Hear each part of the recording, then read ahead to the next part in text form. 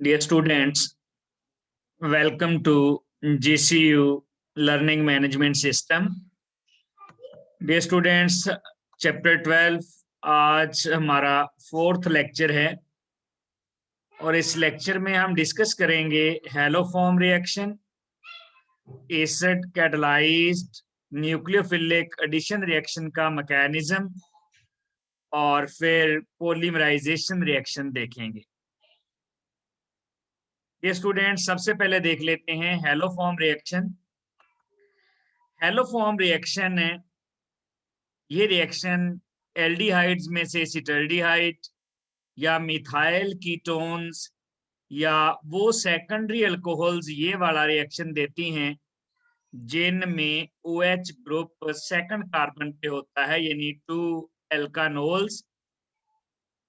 They react with halogens in the presence of base to form haloform and sodium salt of carboxylic acid.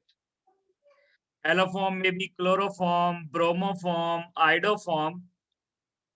हम iodoform को इसलिए discuss कर रहे होते हैं क्योंकि आइडोफॉर्म में हमारे पास सॉलिड प्रेसिपिटेट बनते हैं और वो भी येलो कलर के, जिसकी वजह से रिएक्शन की आइडेंटिफिकेशन आसानी से हो जाती है। जो ही उसमें येलो प्रेसिपिटेट बनते हैं हमें पता चल जाता है रिएक्शन हो चुका है। तो ऐसा रिएक्शन जिसमें एसिटल्डिहाइड, मेथल कीटोन्स और 2 अल्कानोल हैलोजन से रिएक्शन कर जाते हैं बेसिक मीडिया में ताकि हैलोफॉर्म बने, उस रिएक्शन को हैलोफॉर्म रिएक्शन कहते हैं। हम आइडोफॉर्म रिएक्शन करते हैं क्योंकि इसमें येलो प्रेसिपिटेट बनते हैं। अब कौन से कंपाउंड्स हैं जो हैलोफॉर्म या आइडोफॉर्म रिएक्शन देते हैं?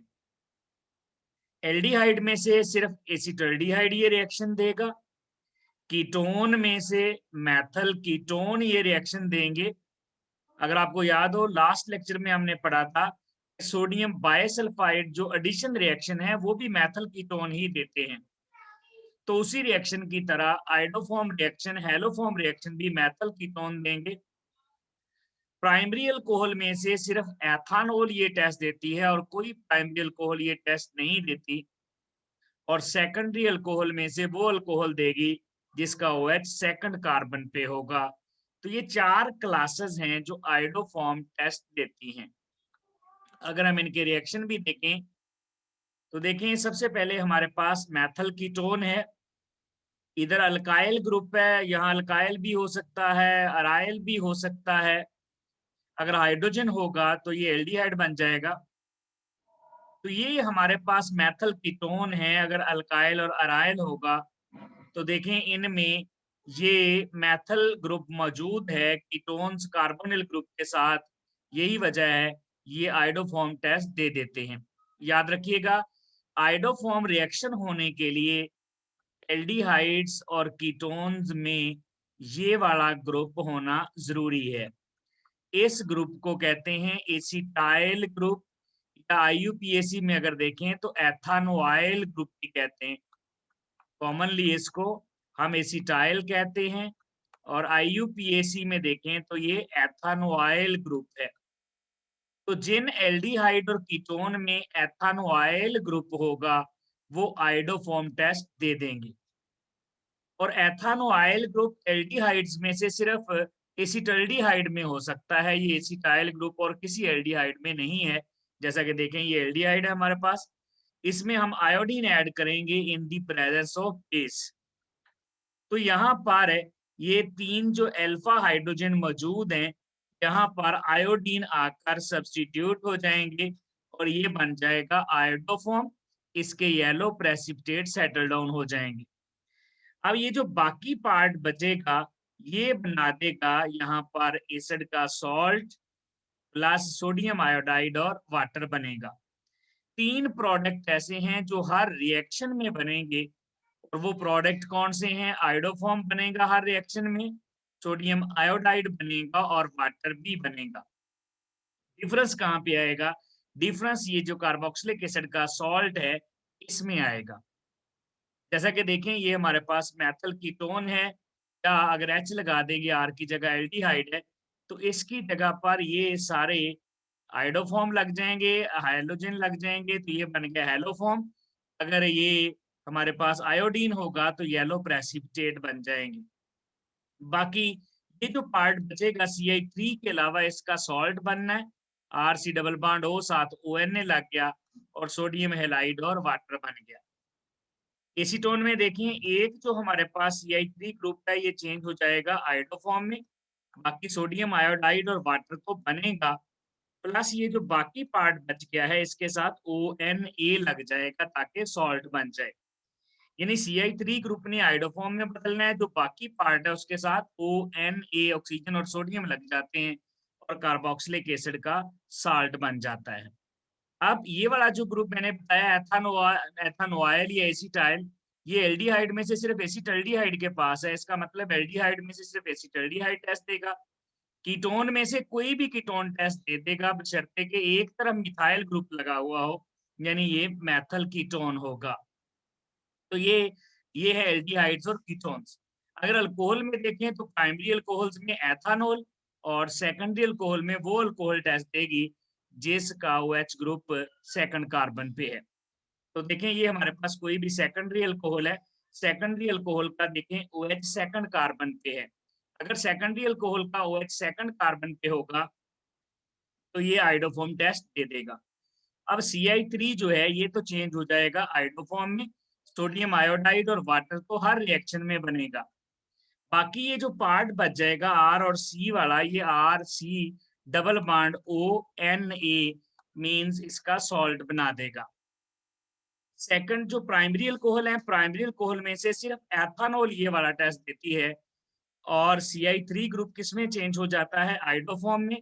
बाकी एक कार्बन है तो HCOONA एक कार्बन वाले एसिड का सॉल्ट बन गया, सोडियम आयोडाइड और वाटर तो हर रिएक्शन में बनेगा। अब एक्चुअली ये जो अल्कोहल्स होती हैं इनमें एथानोआइल या एसिटाइल ग्रुप तो होता नहीं है। तो पहले चूंकि ये हैलोजन और ये NaOH का मिक्सचर ऑक्सीडाइजिंग एजेंट है, तो पहले ये ऑक्सीडाइज होते हैं। यानी ये जो सेकेंडरी अल्कोहल है जिसमें ये कार्बन, ये OH सेकंड कार्बन पे है, यहाँ से पहले इसकी ऑक्सीडेशन होगी यानी हाइड्रोजन निकलेगी और ये चेंज होगा मेथल कीटोन में, और फिर मेथल कीटोन जो होगा वो आइडोफॉर्म टेस्ट दे देगा। उसमें देखिए वो वाला ग्रुप आ गया एसिटाइल जो आइडोफॉर्म के लिए चाहिए। तो एक्चुअली जो सेकेंडरी अल्कोहल्स हैं पहले ऑक्सीडाइज होती हैं और ये मेथल कीटोन बनाती हैं, और मेथल कीटोन ये जो CI3 है ये आइडोफॉर्म टेस्ट दे देगा, आइडोफॉर्म बना देगा, और ये जो बाकी पार्ट है इसके साथ ONA लग जाएगा और ये RC डबल बॉन्ड ONA। इसी तरह प्राइमरी अल्कोहल है, इसकी भी पहले ऑक्सीडेशन होगी, दो कार्बन वाली अल्कोहल है तो दो कार्बन वाला एल्डिहाइड बन जाएगा CH3C डबल बॉन्ड OH, तो ये दो कार्बन वाला एल्डिहाइड बन गया। अब देखिए जब इसकी ऑक्सीडेशन होगी इसी मिक्सचर की मौजूदगी में, पहले बना एल्डिहाइड और ये एल्डिहाइड जो है इसमें वो वाला ग्रुप मौजूद है एसिटाइल, ये आइडोफॉर्म टेस्ट दे देगा। ये जो CI3 है ये तो आइडोफॉर्म बना देगा और जो बाकी पार्ट बचा उसके साथ ONA लग जाएगा, HCOONA कार्बोक्सिलिक एसिड का सॉल्ट बन जाएगा। तो जो एल्डिहाइड कीटोन्स है ये तो डायरेक्ट टेस्ट देते हैं जिनमें एसिटाइल ग्रुप या एथानोआइल ग्रुप होता है। जो सेकेंडरी अल्कोहल और प्राइमरी अल्कोहल हैं ये पहले ऑक्सीडाइज होकर एल्डिहाइड और कीटोन बनाएंगी और फिर एल्डिहाइड और कीटोन ये वाला टेस्ट देंगे, डायरेक्ट अल्कोहल टेस्ट नहीं देते। अब है कि रिएक्शन की एप्लीकेशन क्या है। इस रिएक्शन में हमें कार्बोक्सिलिक एसिड के सॉल्ट मिलते हैं जिनमें कार्बन एटम कम होते हैं। जैसे देखिए हम मेथल कीटोन यूज करते हैं तो मेथल कीटोन से कार्बोक्सिलिक एसिड बनेगा, लेकिन कार्बोक्सिलिक एसिड में एक कार्बन कम हो जाएगा। कौन सा कार्बन? वो वाला कार्बन जो आइडोफॉर्म में चेंज हो गया है और इससे सेपरेट हो गया है। ये मेथल कीटोन है, ये आइडोफॉर्म में चेंज हो जाएगा और इस तरह जो कीटोन बनेंगे, सॉरी जो कीटोन से कार्बोक्सिलिक एसिड बनेंगे, कार्बोक्सिलिक एसिड में एक कार्बन कम हो जाएगा। ये इस रिएक्शन की इंपॉर्टेंस है कि इसमें हमें कार्बोक्सिलिक एसिड के सॉल्ट मिलते हैं जिनमें एक कार्बन पेरेंट कंपाउंड से कम होता है। अब आइडोफॉर्म टेस्ट के लिए क्या करेंगे हम? एलोफॉर्म क्योंकि हम जनरल यूज करते हैं, आइडोफॉर्म के लिए आयोडीन यूज करेंगे, सोडियम हाइड्रोक्साइड है। सोडियम कार्बोनेट या बाइकार्बोनेट भी यूज कर सकते हैं, वो भी बेसिक होते हैं। थर्ड क्या निकलता है यहाँ पर? वाटर इनसॉल्युबल येलो प्रेसिपिटेट बन जाते हैं, जिससे आइडेंटिफिकेशन हो जाती है कि ये रिएक्शन हो चुका है। एलोफॉर्म रिएक्शन, आइडोफॉर्म, अब लास्ट में क्या हुआ, हम इसकी एप्लीकेशन देख लेते हैं कि ये डिस्टिंग्विश करने के लिए यूज करते हैं between methyl ketones and other ketones. जैसा कि देखें, अगर मेरे पास ये वाला कीटोन हो जिसको हम कहते हैं 2-पेंटानोन, 2-पेंटानोन यानी ये जो कीटो ग्रुप है, कार्बोनिल ग्रुप है, सेकंड पे है, और एक कीटोन है जिसमें ये वाला ग्रुप जो है ये थर्ड कार्बन पे है, यानी 2-पेंटानोन और 3-पेंटानोन। तो अगर इनमें डिफरेंशिएट करना हो 2-पेंटानोन 3-पेंटानोन में, तो 2-पेंटानोन आइडोफॉर्म टेस्ट दे देगा क्योंकि ये मिथाइल कीटोन है, जबकि 3-पेंटानोन ये वाला टेस्ट नहीं देगा क्योंकि उसमें मिथाइल ग्रुप नहीं लगा हुआ। इसी तरह ये प्राइमरी अल्कोहल्स में से डिस्टिंग्विश करने के लिए यूज किया जा सकता है क्योंकि प्राइमरी अल्कोहल में से सिर्फ एथानॉल ये टेस्ट देती है और एल्डिहाइड में से सिर्फ एसिटाल्डिहाइड ये टेस्ट देता है। अब हम सेकेंडरी अल्कोहल में भी डिफरेंशिएट करने के लिए इसको यूज कर सकते हैं 2-अल्कानोल। जैसा कि देखें कि हमारे पास एक अल्कोहल है 2-पेंटानोल, जिसमें OH ग्रुप जो है 2 पे है और ये 2-पेंटानोल।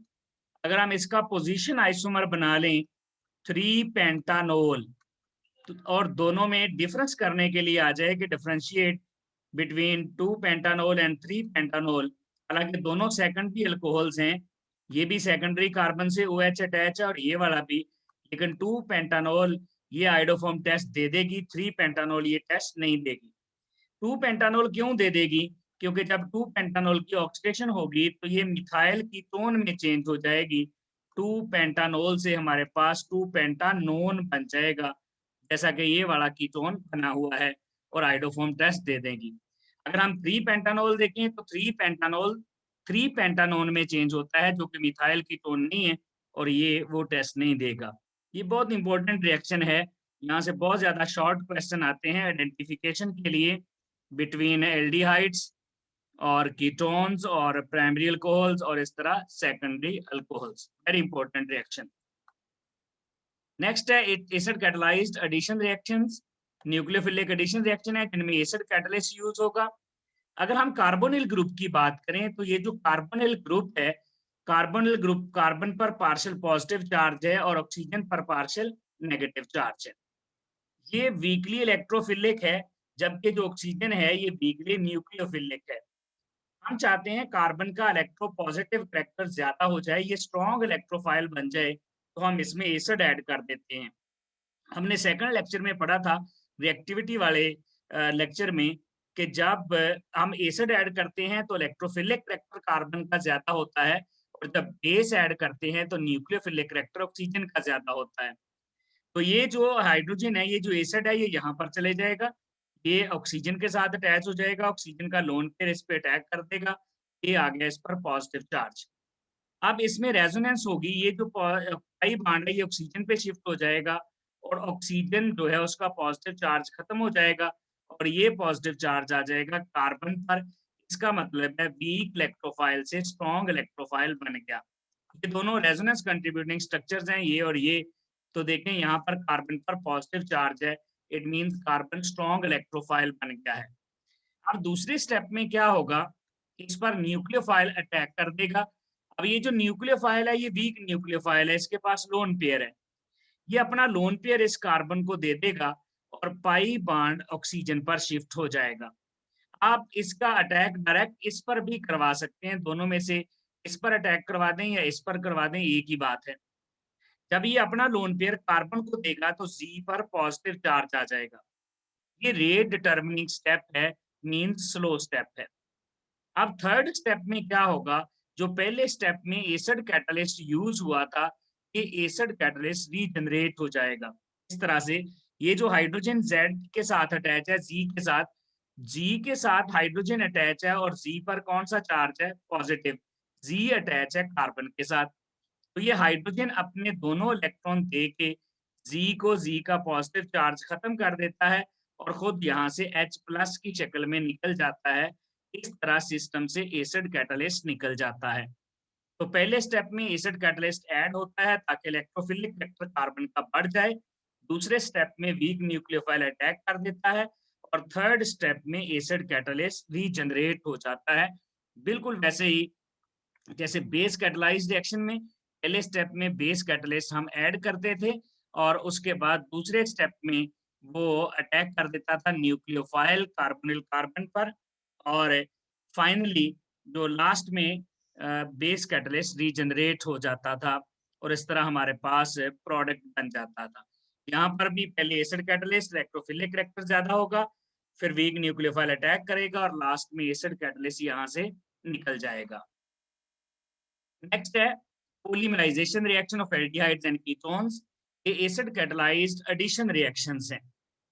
फॉर्मेल्डिहाइड का है सबसे पहले रिएक्शन। फॉर्मेल्डिहाइड को हम यूं लिख सकते हैं HC डबल बॉन्ड OH, या हम इसको इस तरह से इकट्ठा करके यूं भी लिख सकते हैं CH2 डबल बॉन्ड O। हमने इसकी पॉलीमराइजेशन करनी है बिल्कुल वैसे ही जैसा कि हम पॉलीमराइजेशन करते थे अल्कीन्स की और अल्काइंस की। तो ये जो फॉर्मेल्डिहाइड है इसको हम इस तरह भी लिख सकते हैं, सल्फ्यूरिक एसिड कैटलिस्ट की मौजूदगी में मेटा फॉर्मेल्डिहाइड में चेंज हो जाता है। बिल्कुल जैसे हमने फर्स्ट रिएक्शन किया था जब हमने अल्काइंस पढ़ी थी, उनकी पॉलीमराइजेशन की थी। ये हमारे पास एक फॉर्मेल्डिहाइड है, फिर हमारे पास एक दूसरा फॉर्मेल्डिहाइड का ग्रुप है।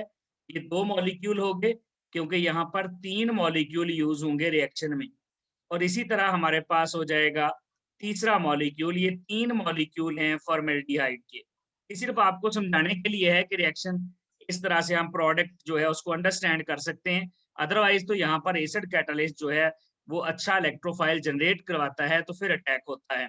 अब यहाँ पर देखें, ये जो पाई बांड है ये नेक्स्ट शिफ्ट हो जाएंगे। यहाँ पर ये पाई बांड यहाँ आ जाएगा, यहाँ सिंगल रह गया, यहाँ भी सिंगल बन गया।